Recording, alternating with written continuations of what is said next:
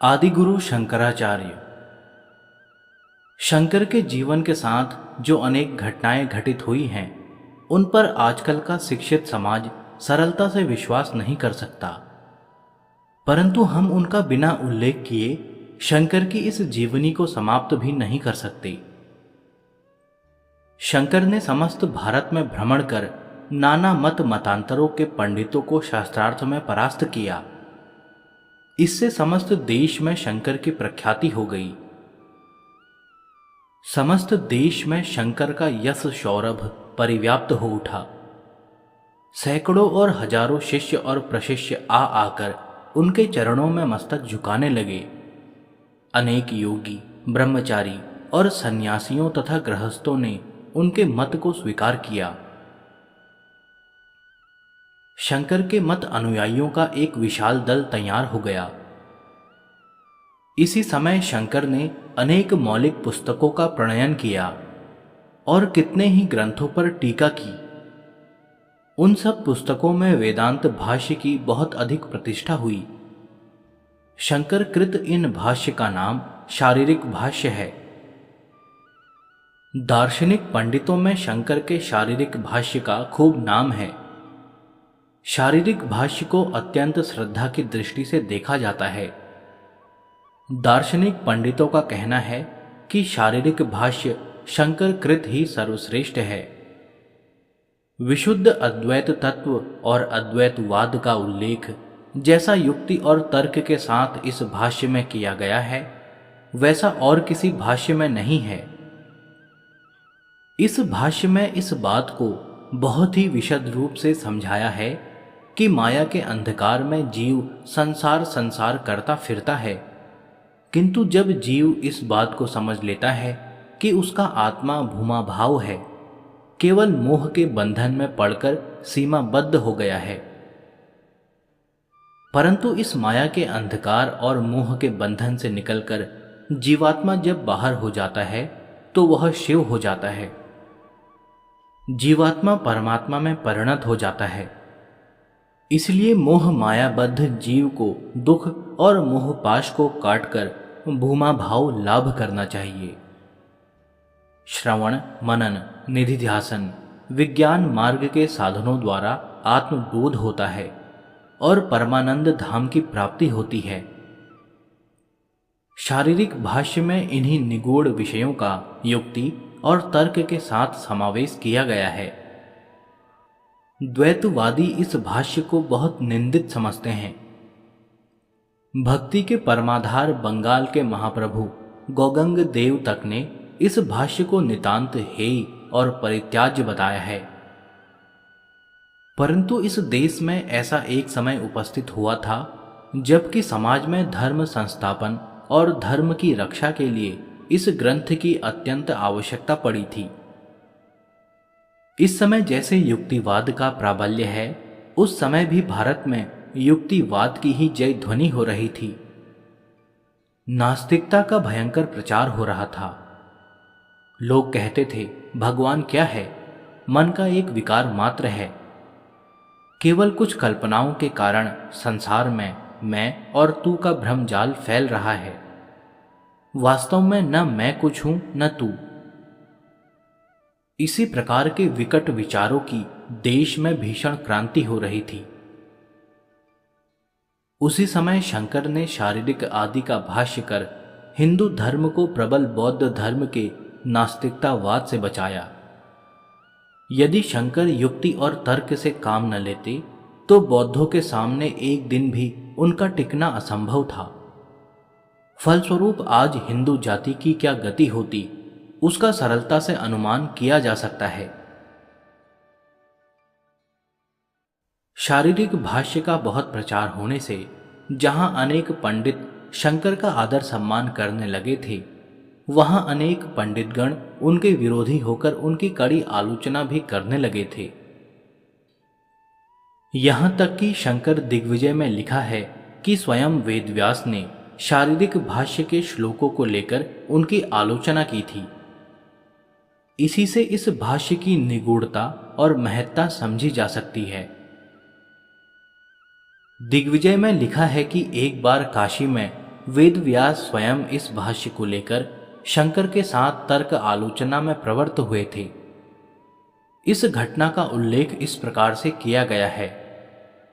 एक दिन काशी धाम में मणिकर्णिका घाट पर बैठे शंकर एकाग्र मन से आत्मचिंतन कर रहे थे। इसी समय एक वृद्ध ब्राह्मण का रूप धारण करके वेदव्यास वहां उपस्थित हुए। पुराणों को मानने वाले लोग वेदव्यास को अमर और देव योनि की तरह से सर्वत्र गमन सक्षम और सर्वदर्शी मानते हैं। वे शारीरिक भाष्य के निगूढ़ तत्व को निगूढ़ और महत्वपूर्ण भाव में देखकर अत्यंत संतुष्ट हुए और स्वयं वृद्ध ब्राह्मण के रूप में शंकराचार्य के समस्त उपस्थित होकर इस भाष्य पर आलोचना करने की इच्छा प्रकट की। कहते हैं कि वेदव्यास जी ने यद्यपि वृद्ध ब्राह्मण का रूप धारण कर रखा था, तथापि उनके मुखमंडल पर दिव्य ज्योति स्पष्ट प्रकट हो रही थी। क्योंकि प्रज्वलित अग्नि कभी भस्म से आच्छादित नहीं रह सकती। शंकर ने तुरंत इस बात को टाल लिया। शंकर ने शिष्टाचार पूर्वक बड़ी नम्रता के साथ उनके आगमन का कारण पूछा। उत्तर में वृद्ध ब्राह्मण ने कहा, तुम शंकराचार्य हो, तुमने वेदांत का विशद भाष्य प्रस्तुत किया है, किंतु मुझे तुम्हारे भाष्य में कई जगह संदेह और शंका उत्पन्न हुई है। उस संशय को दूर करने के लिए ही मैं यहां उपस्थित हुआ हूं। शंकर ने वृद्ध ब्राह्मण रूपी वेदव्यास की बात को स्वीकार कर लिया और घोर शास्त्रार्थ होने लगा। वेदांत के संबंध में नाना प्रकार के तर्क होते समय एक सूत्र के संबंध में प्रश्न उठा। वृद्ध ब्राह्मण रूपी वेदव्यास ने पूछा, तदंतर प्रतिपत्तौम रहती संपरिष्यन्तः प्रश्नमेव प्रणामयाम। सूत्र को लेकर घोर तर्क वितर्क होने लगा। अंत में दोनों वक्ताओं ने शास्त्रार्थ की उत्तेजना में प्रचंड रूप धारण किया। शंकर तो इतने क्रुद्ध हुए कि उन्होंने वृद्ध के मुंह पर एक चांटा तक रसीद कर दिया और अपने शिष्य पद्मपाद को आज्ञा दी कि इस वृद्ध को यहां से हटा दो। पद्मपाद सामान्य शिष्य नहीं था, वह भी उपयुक्त गुरु का उपयुक्त शिष्य था। गुरु भक्त विद्वान पद्मपाद ने जैसे दिव्य दृष्टि से शंकर को जाना था, वैसे ही वेदव्यास को भी जान लिया था। गुरु शंकर के कठोर आदेश को सुनकर पद्मपाद इधर उधर करता हुआ मन ही मन में कहने लगा, शंकर शंकर साक्षात व्यासो नारायणम स्वयं, तयोर विवादे संप्राप्ते न जाने किम करो यहम। अर्थात आचार्य देव शंकर तो साक्षात शंकर हैं ही और व्यासदेव स्वयं नारायण, दोनों में विवाद हो रहा है। ऐसी दशा में क्या करूं? अस्तु, जो कुछ भी हो, अंत में ब्राह्मण रूपी व्यासदेव शंकर के विचार प्रणाली से प्रसन्न हुए और आत्म प्रकाश कर उन्होंने कहा, आचार्य शंकर, मैं तुम्हारे विचारों को सुनकर अत्यंत आनंदित हुआ हूं। इस समय मैं जाता हूं। जाने से पहले मैं तुमको एक वर प्रदान करता हूं। तुम्हारी परम आयु अति अल्प काल मात्र निर्धारित हुई है, केवल 16 वर्ष मात्र। मेरे वर प्रदान से तुम्हारी आयु वर्धित होगी। तुम 32 वर्ष तक जीवित रहकर धर्म प्रचार का कार्य कर सकोगे। शंकर ने वृद्ध ब्राह्मण वेशधारी वेदव्यास को बड़ी नम्रता और विनय के साथ विदा किया। शिष्य पद्मपाद को भी इस तर्क वितर्क और आलोचना प्रत्यालोचना में बहुत आनंद प्राप्त हुआ। शंकर शिष्य पद्मपाद अद्भुत और अपूर्व मनुष्य थे। उनके संबंध में एक कहानी प्रसिद्ध है। पद्मपाद चौल देशीय ब्राह्मण संतान थे। इनका आदि नाम सनंदन था। आचार्य शंकर काशीधाम में आकर गंगा तट पर निवास किया करते थे। एक दिन शंकर ने सनंदन को गंगा के उस पार देखकर सोचा कि यह असाधारण व्यक्ति है। सनंदन शंकर का शिष्यत्व ग्रहण करने के लिए आ रहे थे, परंतु बीच में गंगा प्रबल उत्ताल तरंगों के साथ प्रवाहित हो रही थी। सनंदन के इधर आने के अत्यंत आग्रह को देखकर शंकर ने हाथ से संकेत किया कि चले आओ। नौका वहां कोई थी नहीं और आचार्य बार बार हस्त संकेत से बुला रहे थे। सनंदन बड़े संकट में पड़े। अंत में सनंदन ने निश्चय किया कि गुरुदेव का आदेश तो अवश्य ही पालन करना होगा। आचार्य साधारण व्यक्ति नहीं हैं।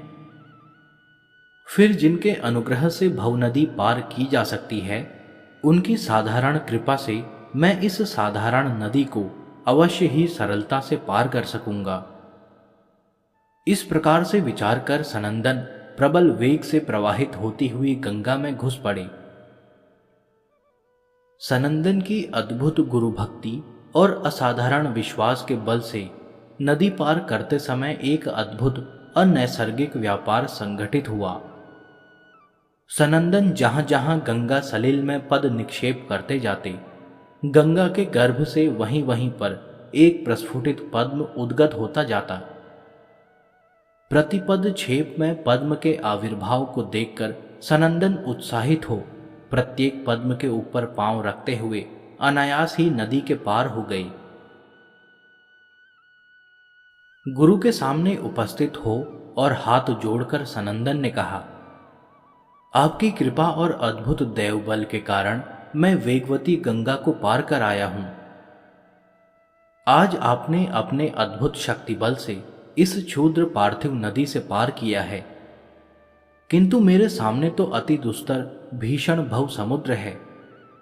उस भव समुद्र से पार उतरने के लिए एकमात्र आपकी पद तरणी ही सहारा है।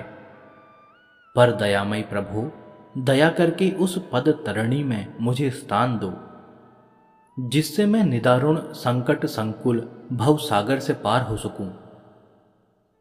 इस प्रकार से विनय पूर्वक सनंदन ने शंकर को प्रणाम किया। शंकर भी परम करुणा निधान और परम शिष्य वत्सल थे। उन्हीं की कृपा से प्रस्फुटित पद्म पर पांव रखते रखते सनंदन ने परम वेगवती गंगा को बिना प्रयास के पार किया था।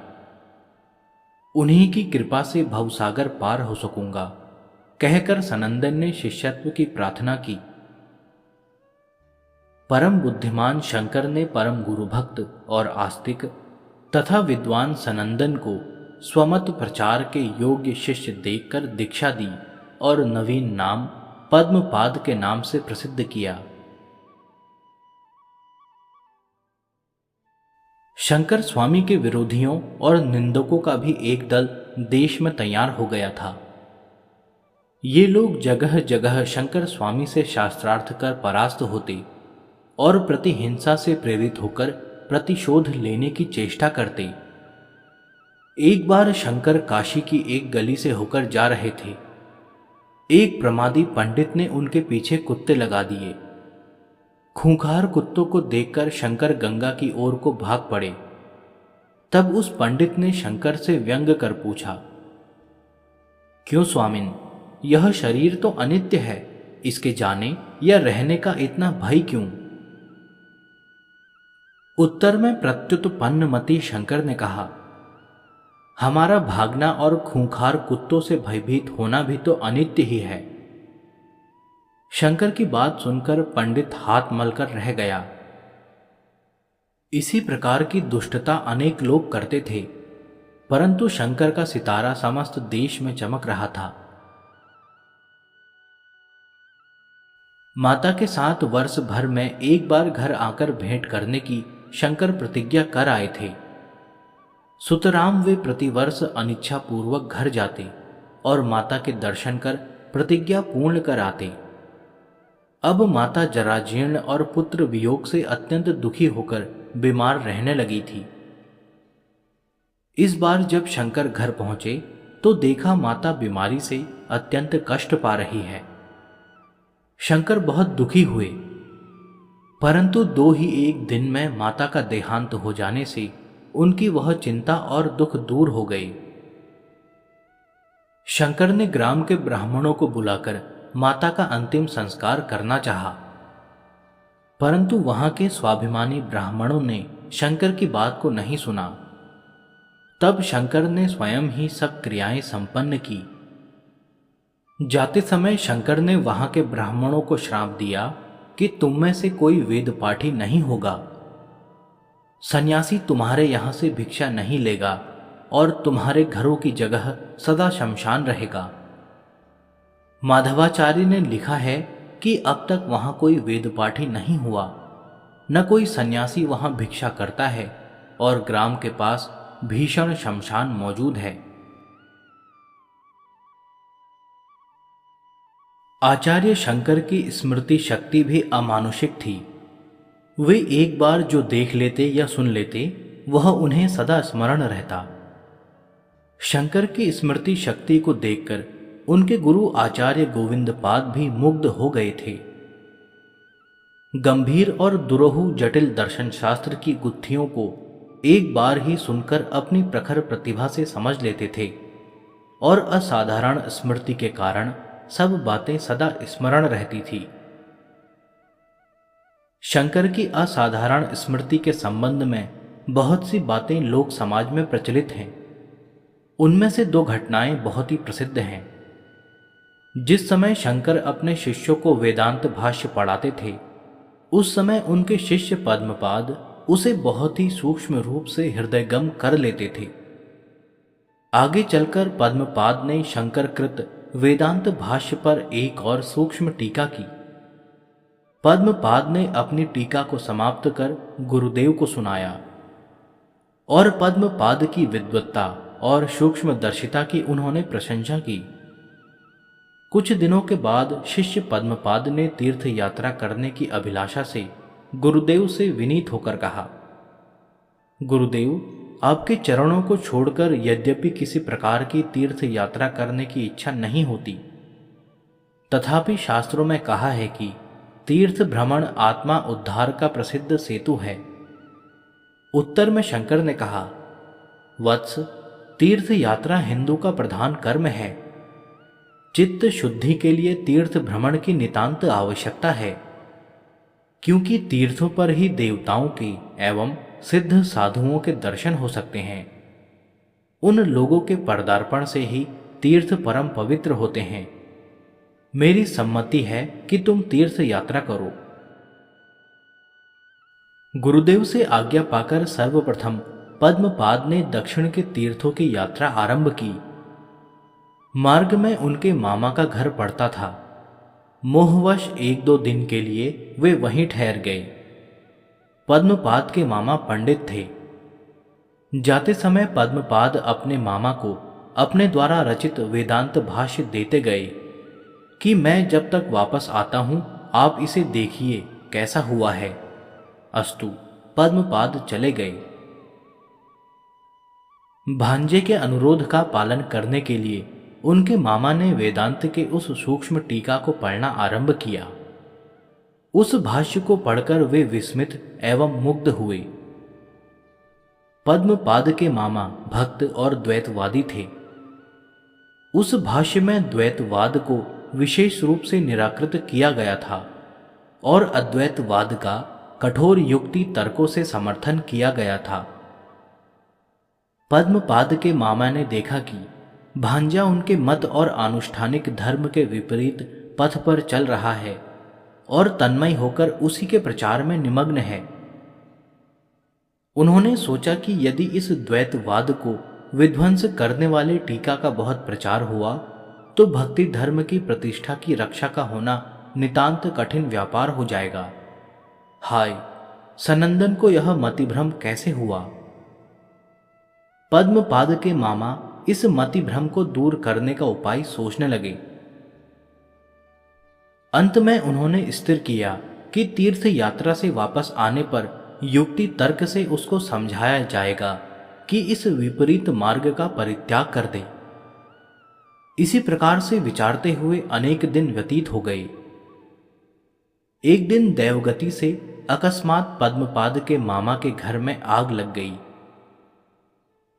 इस घटना से उनके मामा को तो दुखी होना चाहिए था, परंतु वे परम आह्लादित हुए। उन्होंने सोचा कि यह बड़ा अच्छा हुआ जो ग्रह दाह के साथ साथ पद्मपाद की वह टीका भी भस्म हो गई। कुछ दिनों के बाद पद्मपाद तीर्थ यात्रा से घर लौटे। उनके सामने बड़ा दुख प्रकाशित करते हुए कहा, वत्स, क्या कहूं, घर तो भस्म हुआ सो हुआ ही था, साथ में ही वह तुम्हारी टीका भी भस्म हो गई। मामा की बात को सुनकर पद्मपाद स्तंभित से रह गए। उनके अनुताप की सीमा न रही। अंत में वहां से चलकर पद्मपाद गुरुदेव शंकराचार्य के पास पहुंचे। बड़े दुखी मन से उन्होंने गुरुदेव से कहा, आचार्य, तीर्थ यात्रा के पथ में मैं मामा के घर चला गया था और जाते समय अपना वेदांत भाष्य भी अपने मामा के घर लेता गया था, परंतु दैवात उनके घर में आग लग गई, जिसके कारण उनके घर के समस्त सामान के साथ मेरा वह भाष्य भी दग्ध हो गया। इस प्रकार से कहकर पद्मपाद ने बड़ा अनुताप प्रकट किया। तब शंकर ने हंसकर कहा, वत्स, अनुताप की आवश्यकता नहीं है। तुमने मुझे वह भाष्य एक बार पढ़कर सुनाया था। मुझे अभी तक उसका विशद भाव से स्मरण है। मैं बोलता जाता हूं, तुम लिख डालो। इस पर पद्मपाद के आश्चर्य का ठिकाना न रहा। आचार्य शंकर बोलते गए और पद्मपाद उसे लिपिबद्ध करते गए। अंत में वह भाष्य ज्यों का त्यों फिर तैयार हो गया। इसी प्रकार से और एक बार केरल के विद्वान राजा ने कई नाटक रचकर शंकर के अवलोकनार्थ उनके पास भेजे।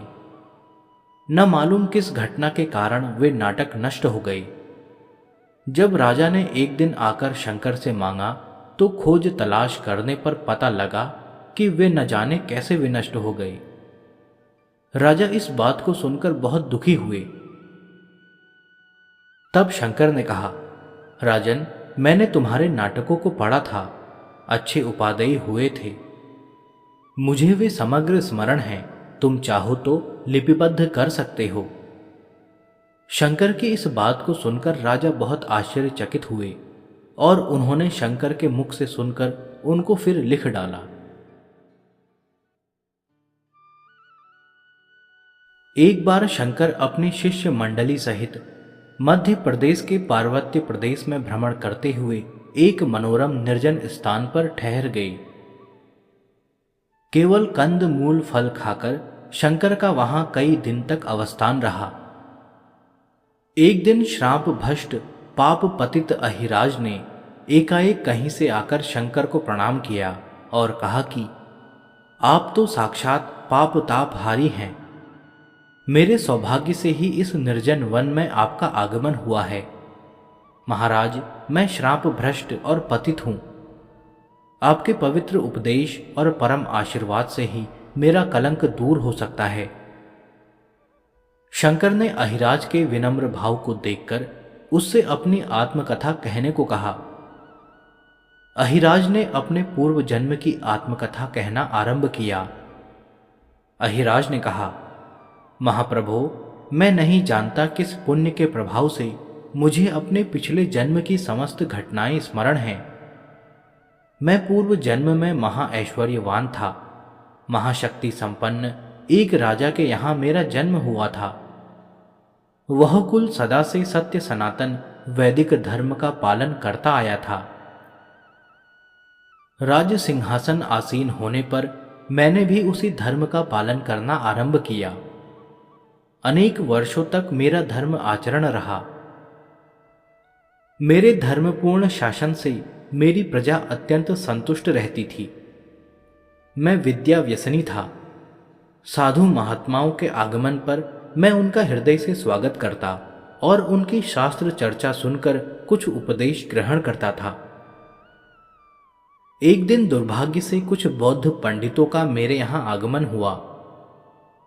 मैंने उनका भी यथापूर्व स्वागत समारोह किया और शास्त्र चर्चा में रत हुआ, परंतु अंत में उन निरीश्वरवादियों के तर्क और युक्तियों का मुझ पर ऐसा प्रभाव पड़ा कि अंत में मेरा ईश्वर पर से विश्वास उठने लगा।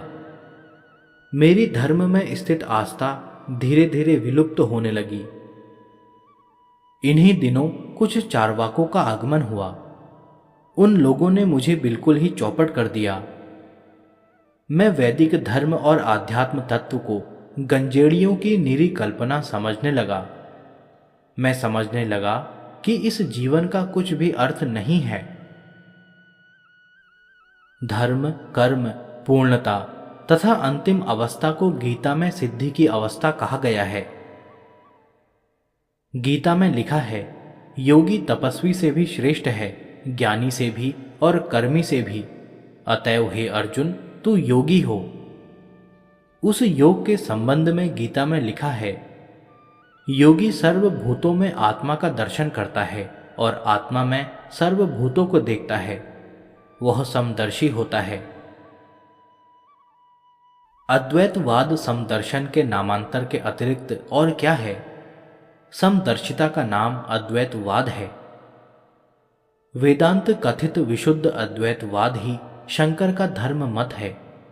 जीव ब्रह्म से पृथक नहीं, जीवात्मा परमात्मा एक ही वस्तु है। माया भ्रम में पतित होकर जीव अपने को ब्रह्म से पृथक समझकर मिथ्या सुख दुखों का भोग करता है। जैसे सागर और सागर की तरंग एक ही पदार्थ है, परंतु भाव पृथक है, इसी प्रकार से ब्रह्म और जीव तथा जगत एक ही पदार्थ के विभिन्न रूप मात्र हैं। तत्व ज्ञान का उदय होने पर यह माया भ्रम दूर हो जाता है और बद्ध जीव आत्मबोध में समर्थ होता है। आत्मज्ञान आत्मबोध उत्पन्न होने पर अपने यथार्थ स्वरूप की उपलब्धि होती है। तब वह अपने और ब्रह्म के अंतर को समझ लेता है। वह समस्त बंधनों से मुक्त होकर ब्रह्म आनंद के उपभोग का अधिकारी हो जाता है। जैसे सीप में रजत का और रज्जु में सर्प का भ्रम होता है। सीप को चांदी और रज्जु को सर्प समझता है, परंतु सीप और रज्जु का यथार्थ ज्ञान होने पर भ्रमात्मक धारणा दूर हो जाती है। उसी प्रकार से जीव अपने को मोह माया में बद्ध करके जगत को सत्य समझता है और उसके सुख दुखों का उपभोग करता है, परंतु अज्ञान अंधकार दूर होते ही भ्रम का पर्दा आंखों के आगे से हट जाता है और जीवात्मा अपने यथार्थ स्वरूप को समझकर भूमा भाव परमात्मा में अपने को परिणत कर देता है। यही अद्वैतवाद का सिद्धांत है। शारीरिक भाष्य, आत्मबोध, विवेक चूड़ामणि प्रभृति शंकर प्रणीत ग्रंथों में अद्वैत मत का विशद भाव से वर्णन किया गया है। शंकर का मत है कि अद्वैतवाद ही वेदों का एकमात्र सार सिद्धांत है। वेदों के संबंध में शंकर का अभिमत है कि सत्य शब्दों के समूह की समष्टि ही वेद है। वाक्य और शब्द के दो भाव होते हैं, एक बाह्य और दूसरा आभ्यंतरणीय भाव। बाह्य भाव जैसे उदय होता है, साथ ही साथ वैसे ही लय हो जाता है और आभ्यंतरणीय भाव धारणा में परिणत होता है। वह धारणा स्थान और काल से अतीत है। वही धारणा समूह अनादि अनंत काल से सत्य रूप में ब्रह्म में संस्थित है। वही सत्य समूह वेद रूप में प्रकट हुआ है। वेदों की सत्यता को सभी हिंदू स्वीकार करते हैं। यहां तक कि निरीश्वर सांख्य तक ने वेदों को अभ्रांत सत्य कहकर ग्रहण किया है और परम पुनीत सनातन धर्म के पुनर्प्रतिष्ठाता शंकर ने तो वेदों को कभी भ्रांत, सामयिक या पौरुषेयी कहकर उपेक्षित किया ही नहीं।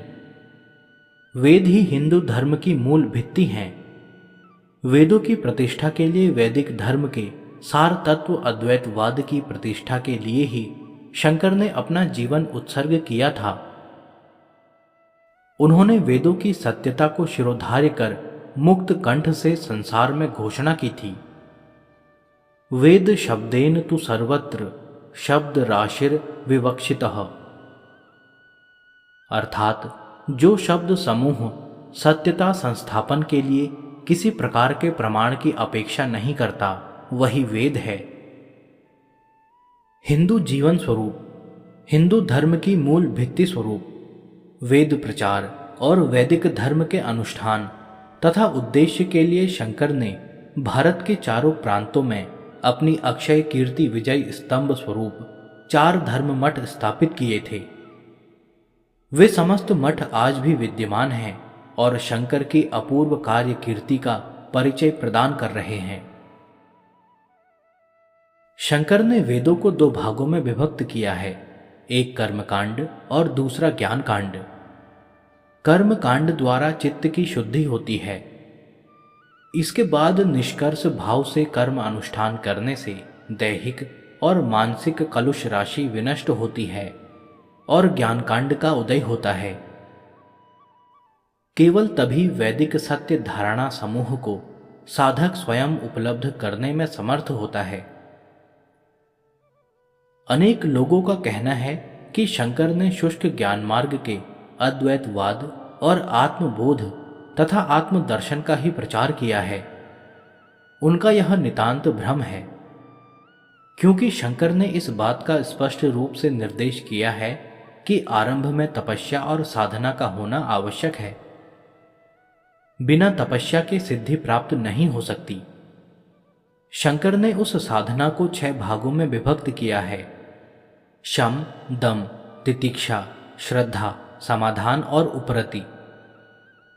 जैसे योग मार्ग के लिए यम, नियम, आसन, प्राणायाम, प्रत्याहार, ध्यान, धारणा और समाधि, इन 8 प्रकार के अंगों की साधन प्रक्रिया द्वारा योग सिद्धि का विधान शास्त्रों में किया गया है, वैसे ही शंकर ने अद्वैतवाद की सिद्धि के लिए उपरोक्त 6 प्रकार के अंगों का निर्देश किया है। अंत में शंकर ने लिखा है कि करण पथ, श्रवण, मनन तथा निधिध्यासन द्वारा ब्रह्म तत्व अधिगत होता है। यद्यपि उपरोक्त विधियों का वर्णन शास्त्रों में पहले से मौजूद है, परंतु शंकर ने इनकी विशद भाव से विवेचना कर आलोचना की है। शंकर के इस कार्य से अशेष लोक कल्याण हुआ है। ऐसी दशा में शंकर को शुष्क धर्म का प्रचारक कहना न्याय का अपमान करना है। आध्यात्म तत्व और ब्रह्म तत्व को प्रकृत भाव में अधिगत कर लेने पर दोनों के समन्वय साधन का प्रयोजन होता है। वेदांत के प्रधान कई एक वाक्यों की विशेष रूप से परिपुष्टि कर शंकर ने समन्वय पथ का निर्देश किया है। जैसे प्रज्ञानम ब्रह्म, अर्थात प्रज्ञान ही ब्रह्म है। अहम ब्रह्मास्मि, मैं ब्रह्म हूं। तत्वमसि, मैं वही आत्मा हूं। अयम आत्मा ब्रह्म, यही आत्मा ब्रह्म है। प्रथमोल्लिखित 6 प्रकार के साधनों द्वारा चित्त शुद्धि होती है और ज्ञानपथ परिष्कृत होता है। तब शेष उक्त वाक्य चतुष्टय का स्वयं समाधान हो जाता है, अर्थात करणों द्वारा सुनकर गुरु वाक्यों पर श्रद्धा और विश्वास करके साधन मार्ग में अग्रसर होने का क्रम है। इसके पश्चात चिंता द्वारा विचिंतित चित्त को साध्य के प्रति आकृष्ट करना, उस एकाग्रता का नाम मनन है। अंत में साध्य विषय को पूर्ण भाव में उपलब्ध करना और उसको आयत्त करने के लिए बार बार स्मरण करने का नाम निधिध्यासन है।